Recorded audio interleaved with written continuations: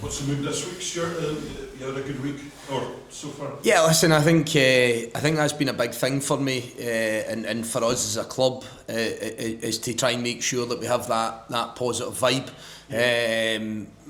Not falsely, but continuing to want to try and find better levels, find better consistency, and I don't think you ever do that by being doom and gloom and feeling sorry for yourself off the back of a defeat.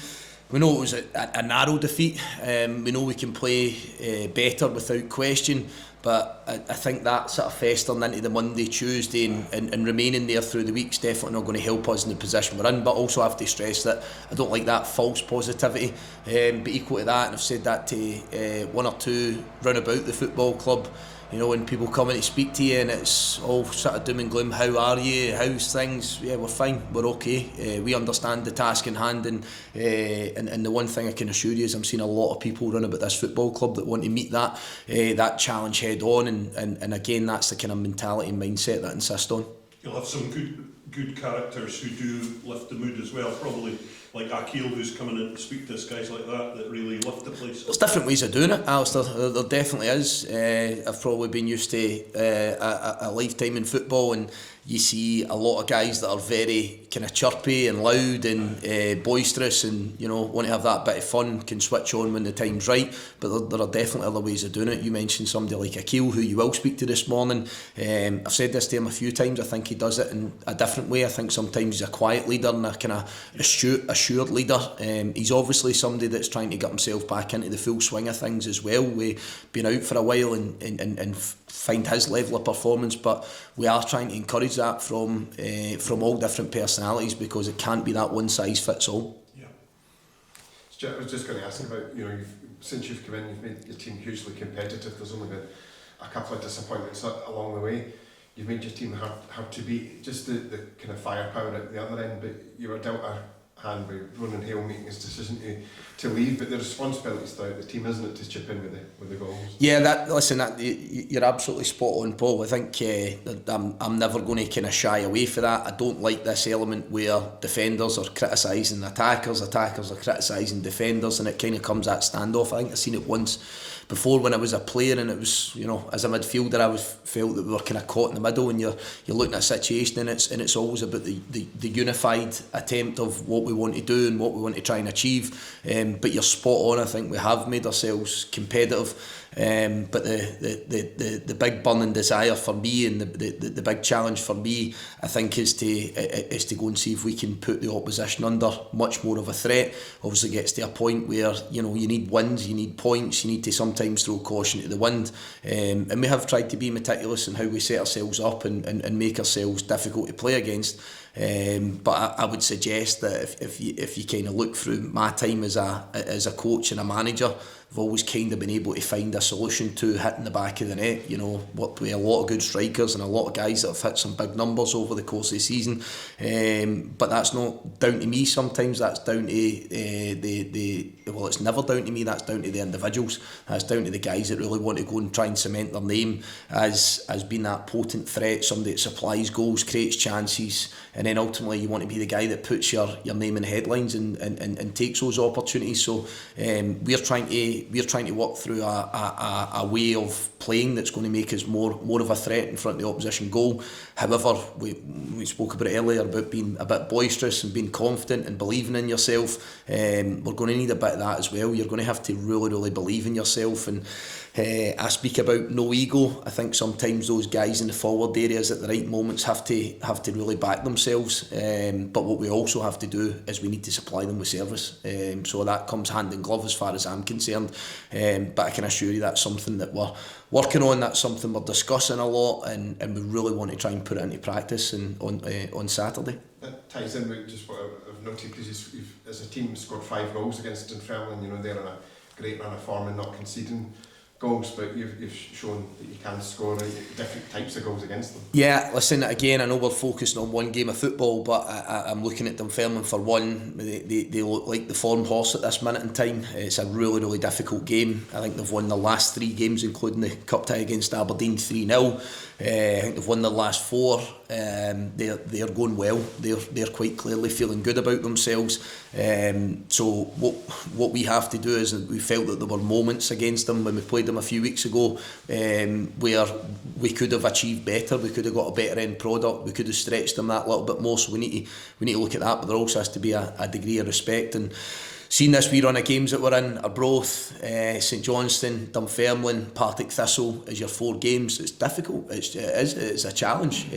But I still genuinely believe we've got the players here to be able to cause real upsets and cause real problems to the opposition. And I think we need to look at getting that good start in the game. I was a bit frustrated against St Johnstone, where I felt I was calling it a little bit as kind of standoff football, a lot of running, but not really be an impact to finish with an action towards the opposition goal, or to be able to make contact with St Johnstone players and try and turn over the ball and build some sort of momentum in the game. I thought we'd done it a wee bit better in the second half, but it's a very, very clear message for me. We need to get up and start the game well, and I think when you've seen us doing that, like say Partick Thistle in my first game being a prime example, it grows in confidence for everybody. You get a crowd behind you, you start to believe in what you're doing, you start to believe in yourself, and I think if we can get that little spark earlier in the game of football, I think it gives us a chance. It was 2 very early goals against Dunfermline here, and for a 3-2 win, and it set the tone.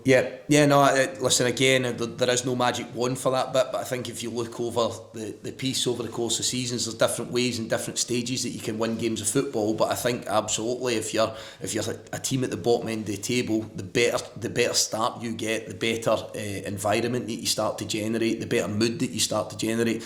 None of us need to be clever people to work that out, but I think our job sort of between now and then is to try and make sure that we get a team that's ready to start from the very beginning of the game on Saturday. You mentioned it's only a couple of weeks since you last played Dunfermline. Was there anything you can take away from that game that you might have to approach differently this time? Yeah, one of the things that I look at was their ability to really change their team. So they obviously were bleeding into a cup tie against Aberdeen, so they shuffled the pack against us. I didn't think that they lost anything by shuffling the pack. They've got quite a consistent way of playing, and it's clicked for them. It really has clicked for them. But we also believe that there's so many things that we can do better in that game. One would be not giving up silly, cheap errors that lead to goals. You know, you find yourself 2-0 down at half time, and the opposition haven't had to do too much for that. It's individual errors that have kind of led to that. So that for me is an easy fix. That's something that we can sort. But on the flip side, we have dissected that game. We have dissected the subsequent games that Dunfermline have played as well, Wraith Rovers and Aberdeen. And sometimes what you've got to look at is that there have been excellent wins for them, but where can the success be for us? Sometimes you can't show that to our players. We have to then try and make sure that we implement something towards them. It maybe didn't click for us, maybe didn't click for Wraith, maybe didn't click for Aberdeen, but I still think that there are weaknesses in every single team. But again, that's a lot of theory. It's how we put that into practice. And listen, we've worked hard, as we always do this week, to try and identify that. And again, it's trying to force that positive message towards the players today, tomorrow, and then building into that good start, that hope that we get, that I've just spoke to Paul about there. You mentioned they've got a pretty set way of playing at this point. How much of a challenge is it for somebody in your position, relatively new into this role, to go up against a manager who has been there for a couple of years, is pretty settled, is well established what he wants to do? It can be difficult. It can be difficult. You could say similar. You know, I spoke about the first game that I'd had here a couple of months ago against Partick Thistle. In theory, again, that can be difficult because you're playing against a team that are functioning really well. The guys have obviously had the start of the season. I'll give you an example that I often think about. My first game in temporary charge at Motherwell. Couple of days to prepare to play against St Mirren, and we decided to go and play in a 3-5-2. St Mirren were playing 3-5-2, had done for a long period of time, and were really, really good at it, and they were going well. For whatever reason, it really clicked for us. early goal in the game. I have to be brutally honest that I sat there and I was a little bit worried before the game, because you're trying to do something that you know that they're really good at, and it's something that you've not done as a group. So I suppose what I'm trying to say, it's all in execution again, because if we sit and we stew in the fact that Neil's going through a real good spell with his team and they're functioning really well, then you don't turn up for the game on Saturday because you think that they've had more time and they've had more opportunity for success, which is the case. But it's about those given moments, it's about those opportunities that present themselves, and I think the Championship, from what I've seen at this point, the Championship presents little chance, and a lot of the games we've played in, at times we've maybe not created a lot of chances, but the opposition haven't created a lot within the game. Speaking to Trevor Carson, there's games that we've won, he's had nothing to do. There's games that we've lost, he's not had a save to make. So that it's not presenting lots and lots of chances. So again, for me, it's about that concentration of not conceding in those few chances, but seeing if we can try and pick up one or two more opportunities. Because I think you go round the grounds on a Saturday in the Championship, I don't think there's wholesale chances going about. And as I say, it's those fine margins that can win the games. Not so much that the manager's been there for a long period of time, not so much that their strikers or their attacking players are flying. It's just about that execution, and you might only get one chance in a game, they might get one, and I think it's trying to make sure that you come out on the right side. Fortunately, we've had that a few times, but on the flip side, we've lost out with fine margins, probably Saturday being another example in that past. Any change to team news? Not a great deal. You know, the two guys that are suspended, they serve the second game of their suspension. In terms of other injuries and other players that will be in or out the squad, it's virtually the same as we were. We're actually in a position, I think, barring maybe two young players, that we almost have a clean bill of health and we almost have everybody training, which it certainly wasn't what we'd inherited and what we'd come into, but gradually through time that's managed to pick up that situation. Great stuff. Great guys, thank you.